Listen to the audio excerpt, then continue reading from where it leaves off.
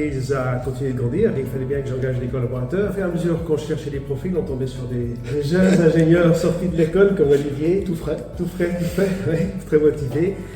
Et puis voilà, le temps a passé, les évolutions se sont faites dans l'entreprise et je devais commencer à préparer ma retraite. Et donc j'ai commencé à songer un tout petit peu à ce départ.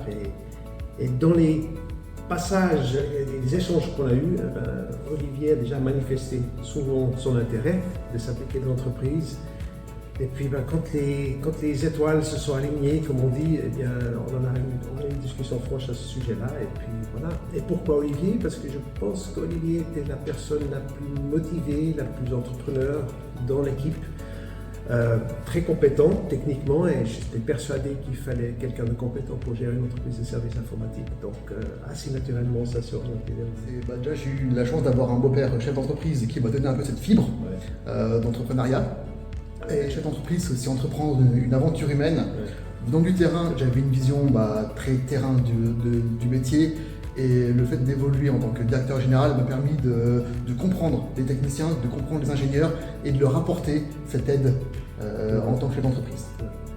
Voilà, donc quand j'ai avancé avec les discussions avec Olivier, ce qui était assez anecdotique, c'est qu'Olivier voulait participer et moi j'étais mûr pour céder. Donc je crois qu'il a été surpris quand je lui ai dit qu'il pouvait accueillir la totalité de l'entreprise. Hein, comme je ne sais pas comment tu as senti ça. Avec un peu de stress, oui. Forcément. Ouais. Parce qu'après c'est comme un grand pas en avant. C'est que racheter une entreprise, c'est pas simple. C'est un projet qui a duré quasiment 13 mois. Ouais. Entre le début des discussions puis la signature chez le notaire. Pour ma part, je l'ai assez bien vécu, c'était 13 mois, une vraie aventure humaine, avec de ton côté ton conseil, moi du mien avec Nicolas. Et c'était 13 mois intenses, challenging, mais agréable. Et c'est qu'à la fin, ça s'est fait un peu naturellement. On a signé en juillet 2018.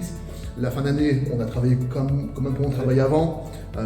Et on a vraiment fait année 19 ensemble, où là il y a un vrai passage de témoins. C'est exactement ce que j'ai ressenti. C'était pour moi quelque chose à laquelle je m'étais préparé, parce qu'on dit toujours céder une entreprise, ça peut prendre quelques années. Et là, ça s'est fait assez rapidement parce qu'on a trouvé le terrain d'entente. Et je dirais qu'il n'y a pas eu tellement de surprise, c'était naturel pour moi et aussi naturel pour ma femme qui travaille avec moi dans l'entreprise. Et il n'y a jamais eu de grosses difficultés émotionnelles pour moi de céder l'entreprise parce que je sais qu'elle partait dans de bonnes mains. Et vis-à-vis des employés et de la clientèle, c'est le meilleur passage dont on peut rêver.